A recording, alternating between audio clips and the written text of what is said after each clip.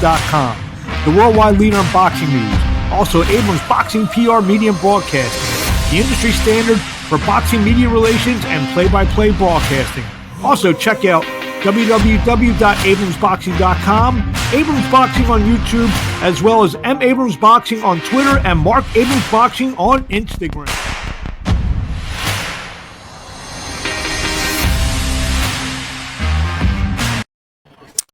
Welcome to another edition of the Abrams Boxing Show. I'm Marc Abrams, and I am at the MGM Grand in Las Vegas, where just down the hall on Saturday night will be the WBC Interim Super Middleweight Championship between David Benavidez and Caleb Plant. Should be an unbelievable card. We have actually two fighters who will be on the card: Chris Colbert, who takes on Jose Valenzuela, and Jesus Ramos, who takes on Joey Spencer in the co-feature bout. Before we game forward, you can all the Fight Week activities you can find on Abrams Boxing on YouTube and www.15rounds.com. So let's get right to it. Over the weekend, Darrell Big Baby Miller went to 26-0-1, notched his 22nd knockout. He stopped Lucas Brown in 6 rounds, 31-4 now for Lucas Brown. Miller now trying to inch his way back to where he was, where he earned a world title shot against Anthony Joshua a few years back before all of his out-of-the-ring problems with the failed drug tests and so forth. And Miller now 26-0-1, 22 knockouts, stops Lucas Brown in Dubai. Time of the stoppage was 2:30 of round 6. In a battle, in a very entertaining battle, welterweight Cyrus Pattinson went to 6-0, 4 knockouts. Stopped Chris Jenkins 23-7-5, 23-7-3, 8 knockouts in round 9 to claim the vacant English welterweight title that headlined a DAZN card on Saturday afternoon from Newcastle, England. Saturday night on DAZN, it was supposed to be Gilberto Ramirez and Gabe Rosado hooking up in a light heavyweight battle, but Ramirez was only about 10 pounds overweight at the weigh-in, and that fight was scrapped by the California Commission. Actually, I guess it was 12 pounds was the official thing. He was 12 pounds over the limit.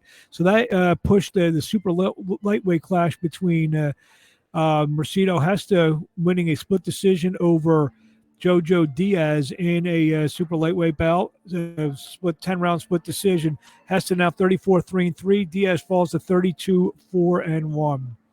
And Thursday night was an IBF elimination bout that saw big underdog Michael Eifert go to 12-1 as he scored a 12-round unanimous decision over Jean Pascal in Laval, Canada. Scores were 118, 110, 117, 111, which were more probably what the fight was, 115, 113 also for Eifert. A little too close for comfort in that one. Eifert now has earned a IBF light heavyweight title shot with Artur Beterbiev, being that it was an elimination bout when the IBF mandatory is due. Unbeaten, number 10 ranked WBA super bantamweight Ole Davhoun went to 15-0s. He made the second defense of his WBA NABA championship with a 10-round unanimous decision over Juan Centeno. That took place Friday night in Pittsburgh, Pennsylvania. Davhoun, who now lives in Pittsburgh by way of Ukraine, he's ranked as high as about number 3 or 4. A little inactivity pushed him down to 10. This should get him right back in the rankings. Good-looking fighter out of the Ukraine in Pittsburgh, who's promoted by Joe DeGuardia Star Boxing and managed by Integrity Fighter Management out of Pittsburgh. This week, like we said, right down the hall, maybe 1,000 feet down the hall from where I'm sitting, we will see David Benavidez take on Caleb Plant for the WBC Interim Super Middleweight Championship, the world live on Showtime pay-per-view. A tremendous card. Great 4-bout card. It's one of these cards where you order it, get the pizza, you get the beer, and you're going to be entertained for 3.5-4 hours because all 4 fights are terrific fights. This is a grudge bout between Plant and Benavidez. It's been brewing for several years now. If I had to bet, I like Benavidez in a late round stoppage sometime after round 9, round 10. Should be a good fight though. It's going to be a tremendous undercard that was put together. The co-feature will pit a pair of undefeated super welterweights, Jesus Ramos taking on Joey Spencer. 2 guys coming off their first defeats, Chris Colbert taking on Jose Valenzuela, and a welterweight clash between Ramos and a highly world-ranked Cody Crowley in a welterweight showdown. Earlier this week, during Fight Week activities, we had a chance to talk to both Jesus Ramos and Chris Colbert. We'll start with Jesus. We'll start with Colbert first, and this is what he had to say this week. It's been a while since you've been in the ring, man. Been around everyone like this. What are you feeling right now? I'm excited. I'm very excited. I'm blessed. I'm happy to be back. It's been a long time coming, but I think this was the best long time being off I ever had in my career because I had to learn myself again. I had to make sure I was 100% mentally, physically, and healthy to be able to come back and do this. How do you make sure you're 100%? Takes a lot. Family time, self-time, just getting to know myself again because I was making a lot of money and doing a lot of things that I could have never done before when I was making money. So I just felt like I was like moving too fast at one pace. One thing I do know I'm never going to stop doing is swimming with the sharks. And y'all see, come Saturday night, I'm coming to swim with the sharks. I don't like swimming with fishes. Sure, man. Your first fight at 135. Yeah. How does the weight feel? I feel good. You want to go back down to 130? No, I feel good. I'm going to go back down to 130 if I got the right opportunity. Like, if I could get the rematch to redeem myself, I'm going to go back down. But if I can't, I'm going to stay and swim with the sharks. And looking at Ryo, just coming off a loss as well, coming off a KO loss. Do you take anything from? Nah, I think he might be more hungrier, and that's gonna bring the best fight out of us, both of us, because we both coming off a loss, so we both gonna be hungry. But I'm a dog, and I'm coming to bite. I'm telling you. Last one for me, man. The main event. Great fight, 50-50 fight. How does it look? It's a great fight. One is a boxer, one is a banger, so may the best man win. Thank you. Chris, from 1 to 10, how important is this fight in your career, and why is that? Every fight is important because I'm not a loser. I don't have a loser mentality. I've never been a loser. I never had that mindset. So every fight to me is important. It's just this one might be a little bit more important because I'm coming off a loss. I haven't lost in over a decade. Could you define this like a war? Of course, Valenzuela and you're going to be in the middle of the ring. A war? I don't really go to war. I go to win. But do you believe that you're going to be in the middle of the ring with Valenzuela? I'm going to do what it takes to win. I don't go out here to fight nobody fights. I don't get paid to fight his fight. I get paid to win.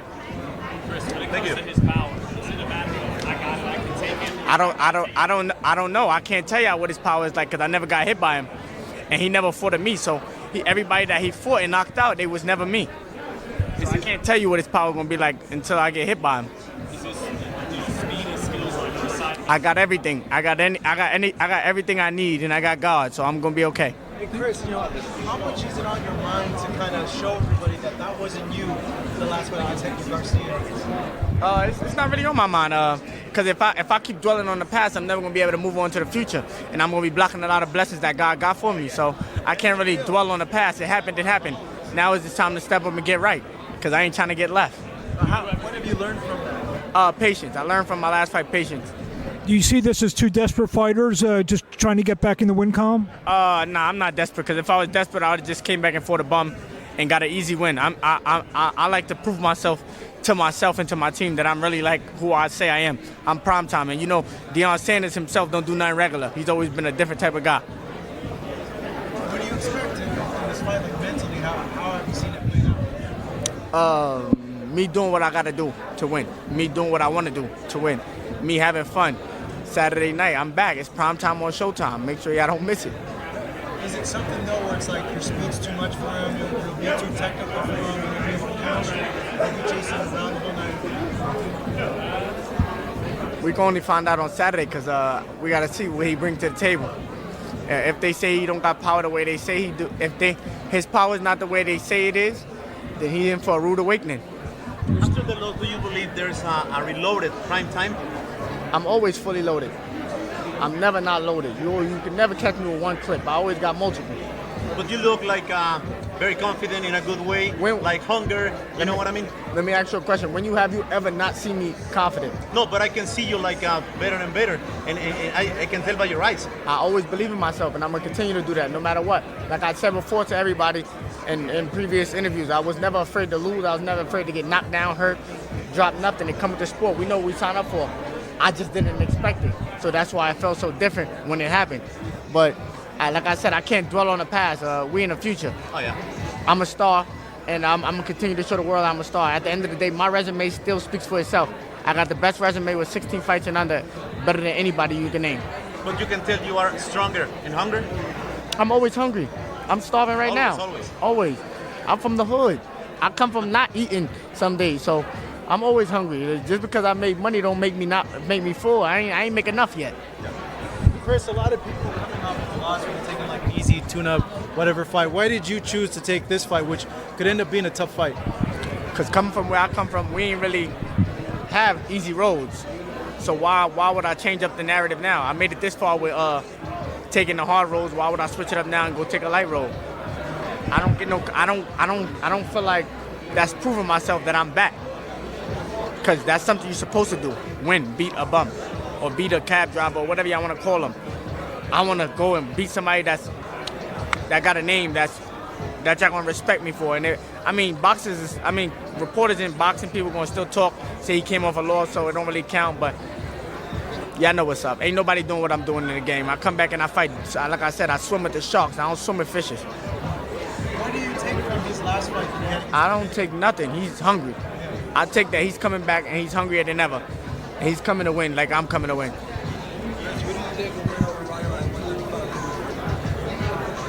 Put a little respect on my name.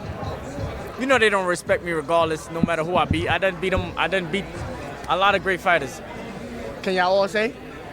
I done got beat a decent amount of good fighters, and they don't respect me yet. So, but it's gonna put some respect back on my name.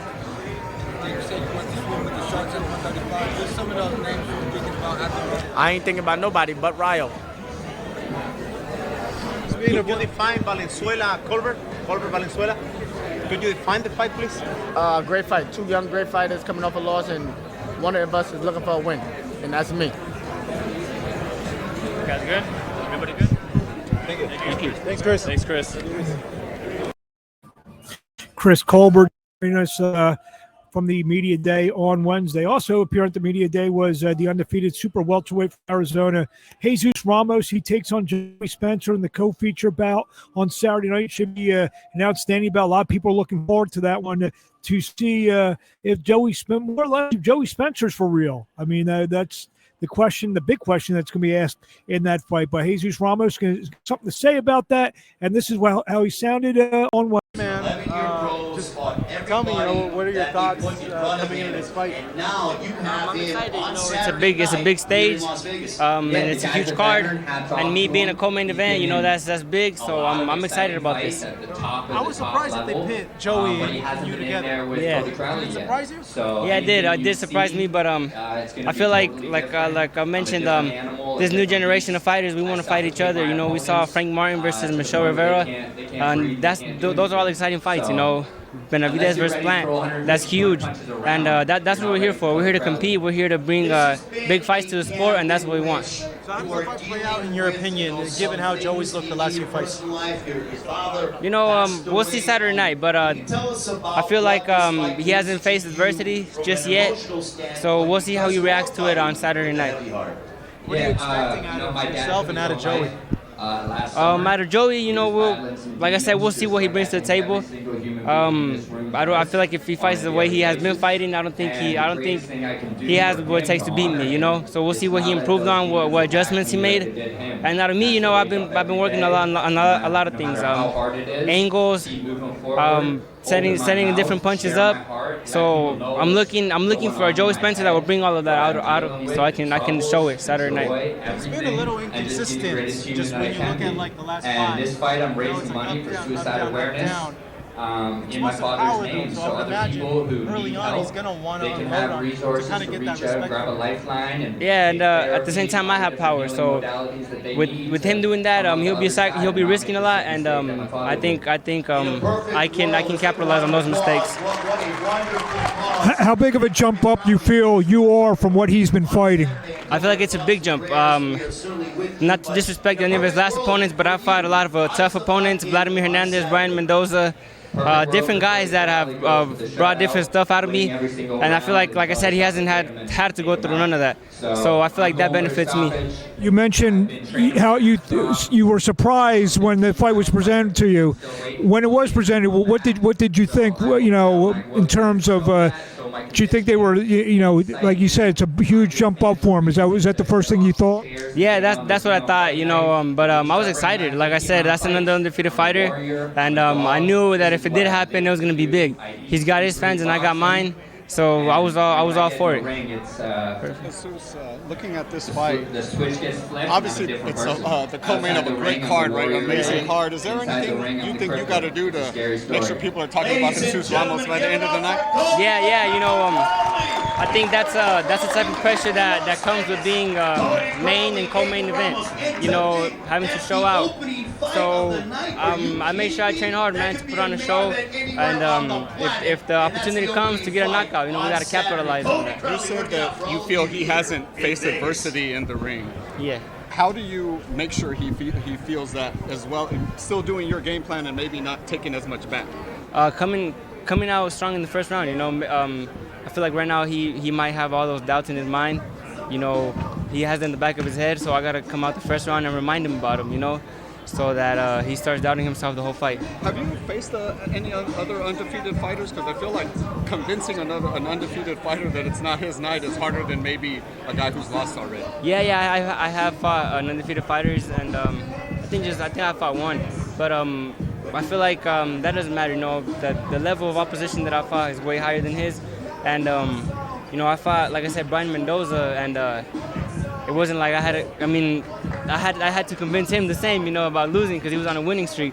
So, I feel like it's the same thing. And just lastly, man, looking at the main event, Benavidez was kind of an amazing fight, man. Stylistically, how do you think it looks in the ring? Obviously, Caleb's going to try to box. David's going to try to put the pressure, accumulation. Yeah, I feel like that's going to be the case. I feel like Caleb's going to box the early rounds, and he might get him. He might get him in the early rounds. But I feel like Benavidez' pressure is going to be too much, and he's going to get to him in the later rounds. He's too big. I feel like if Canelo was able to break him down, but Canelo being so small and not a lot of reach, I feel like Benavidez is going to do the same. Thank you. What's it mean to you? We asked your uncle this. Your uncle David, 3 Arizona kids, on this big card here in Las Vegas. So what's that all mean to you? It means a lot. I feel like Arizona has a lot of talent, and we saw it with Elijah Garcia.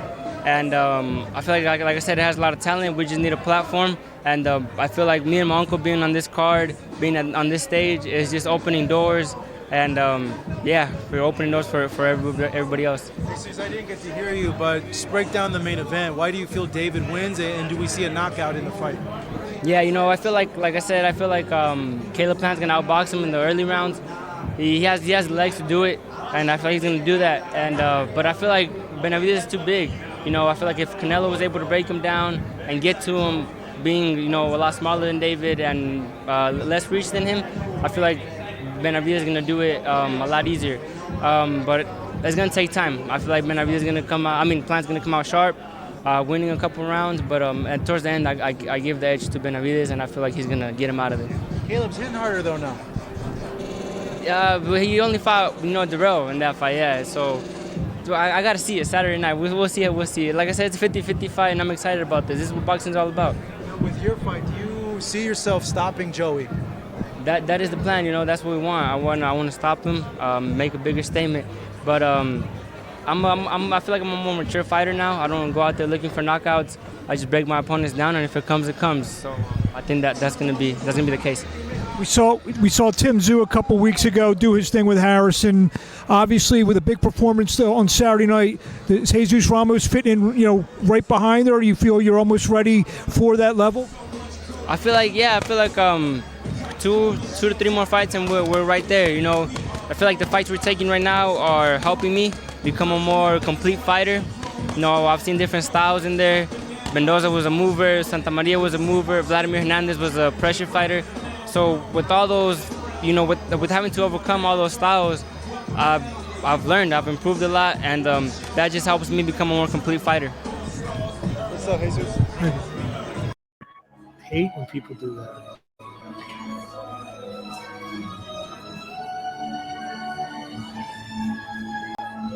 We are back here. Thank you, Jesus Ramos and Chris Colbert. Good job yesterday, Wednesday's media day. So let's get to a couple more fights for this week. 2 international cards are picked up by ESPN Plus Thursday night. Christian and Billy will take on Carlos Gongora, a 10-round main event from the Montreal Casino in Montreal, Canada. Friday afternoon from Milan, Italy, it will be super middleweight contender Ivan Zuko taking on Jermaine Brown in a 10-round bout. ProBox TV picked up the Saturday afternoon showdown for the WBO Cruiserweight Championship that will pit Lawrence Okoli, 18-0, 14 knockouts, take on David Light, 20-0, 12 knockouts. That's 2 straight weekends. ProBox TV has picked up some good action. Also, Saturday night in Atlantic City, Christian Parenga, 12-1, 12 knockouts, will take on the Vanilla Gorilla, Sam Cross, at 11-3-1, 7 knockouts. That will headline a Rising Star Promotions card at the Boardwalk Hall in Atlantic City and seen live on bxngtv.com. Couple news items this week. Naoya Inoue got injured in sparring, so his fight with Stephen Fulton has been pushed back to maybe sometime in July, from what I've been reading. RDR Promotions returns to the Clarion Hotel in Essington, PA on April 14th as heavyweights Junior Wright, 19-4-1, 16 knockouts, takes on Brian Howard, 15-5, 12 knockouts. The WBA Championship Committee has notified Hector Garcia that he must take on his mandatory challenger, Lamont Roach, the number 1 ranked fighter in the WBA. March 20th, they announced that the deadline will be May 20th to make the fight. If they don't have an agreement, there will be a purse bid with Garcia getting 75% of the purse bid. WBA Championship Committee also put up a new purse bid for the minimum weight championship bout between Thanmaroon Naim Tong and Eric Rosa. I actually was president their first purse bid that took place at the WBA convention in Orlando in December. All kinds of craziness going on with that fight. Rosa got in the country, didn't have the proper visa. They held him for a few days. It was just something out of a TV show. So now another purse bid is going to be mandated. Rising British heavyweight Fabio Wardley, 15-0, 14 knockouts, takes on Michael Coffey on the undercard on April 1st. Anthony Joshua, Jermaine Franklin. Also, Austin Williams will take on River Wilson Bent, and Felix Cash will take on Matteo Singarani. And if they win, both Williams and Cash, look for them to meet sometime later in the summer. Also, Campbell Hatton, the undefeated son of Ricky, 10-0, 3 knockouts, will be back in action as well. The IBF Cruiserweight champion Jay Apatala is now a promotional free agent. Apatala got his release from his promoter Dean Lonigan, and he is now a free agent. Former 2-time world champion Oscar Valdez will be returning to action on May the 20th as part of the Vasily Lomachenko-Devin Haney card. He will be in a rematch with Adam Lopez. That fight will be live on ESPN pay-per-view. In a news item that came out of literally left field, center field, right field, and particularly outer space, Adrian Broner has signed with Don King. I don't know what's going to happen there. I mean, all kinds of scenarios. Most of them not good, probably, with the pairing of Adrian Broner and Don King. The WBC Order Light Heavyweight Champion Arthur Beterbiev to make his mandatory defense against Callum Smith. The WBA is mandated Arislandi Lara and Michael Zarafa 30 days to negotiate their title bout, as Zarafa is the mandatory challenger. Also, Mauricio Lara will has to, if he doesn't get a optional defense by the 18th of April, he will have to get negotiation with his mandatory challenger, Atabek Komalatov. WBA Super Welterweight Champion Terry Harper makes the first defense against Cecilia Brakos. That would take place on May 20th as part of the Katie Taylor, Chantel Cameron fight card in Dublin, Ireland. Also, the Southern District of Florida dismissed charges that the WBA was involved in a lawsuit filed with Manuel Char against Don King Productions. Undefeated light heavyweight Joshua Buatsi, 16-0, 13 knockouts, signed an exclusive multi-fight, multi-year deal with Boxer and Sky Sports. Buatsi will fight May the 6th in Birmingham, England. And 2 quick signs. GH3 Promotions has signed undefeated super middleweight junior union, 17-0 and 11 with 11 knockouts. Also, Jeddah Promotions announced the signing of undefeated junior welterweight Ahmad Mohammed Jones for promotional contract. 23-year-old Jones is 4-0 with 2 knockouts. That's our show. I'd like to thank everyone for joining us live here from the MGM Grand in Las Vegas. Hope everyone watches this great fight card Saturday night, and we will talk to you next week on the Abrams Boxing Show.